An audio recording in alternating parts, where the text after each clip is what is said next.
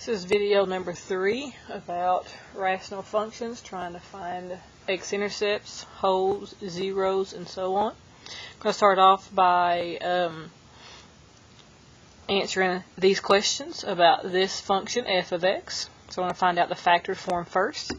So if I take f of x and I factor the numerator, I'm going to factor that numerator by using all my factoring methods. Look for GCF first, so I'm going to get 3x for my GCF and my numerator. Leaves me with x minus 2.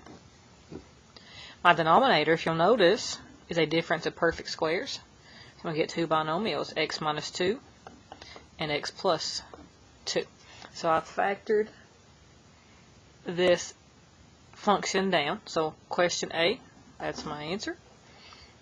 Okay, question B, what are the restricted values? Restricted values means your discontinuities. Restricted values are discontinuities. Remember, discontinuities, discontinuities if you prefer, discontinuities or discontinuities are wholes and vertical asymptotes. Remember, your wholes and your vertical asymptotes come from your denominator.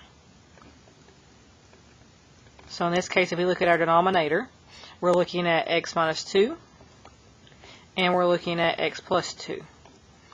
So in this case, I got x equals 2 here, x equals negative 2 here. These two values are my restricted values. Let's be more specific with that.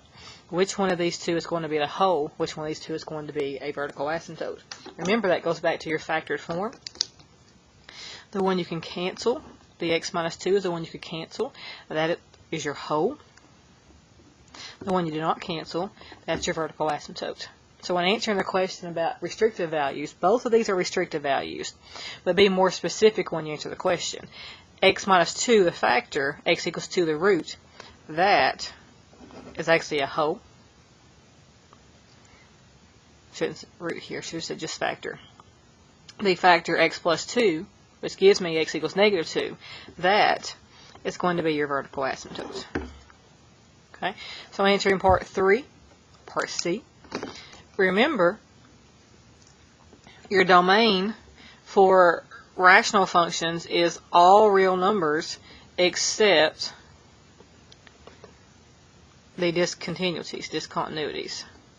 So in this case, when you're going to write your domain, it's all real numbers except for negative 2 and positive 2. So you could write that as all real except for x cannot equal plus or minus 2. Or you could write that as negative infinity to negative 2, negative 2 to 2, and 2 to infinity. Okay, looking at D. D wants to know what the zeros of the function is. Remember, your zero is what's left in your numerator when you factor. So that means that this 3x here, that's my 0. So I'm going to take 3x equals 0, divide by 3, and get my 0 to occur when x is 0. What does that mean? That means at the origin, at 0, 0, we have a root, a solution, an x-intercept, whatever you want to call it. Okay. And E wants to know what the y-intercept is. Remember, y-intercept is always when x equals 0. So I'm going to take my function, plug in x is 0 everywhere. It's going to give me 3 times 0 squared, 6 times 0 over 0 squared minus 4. Evaluate that real quick to get 0 over negative 4, which means my y-intercept is 0.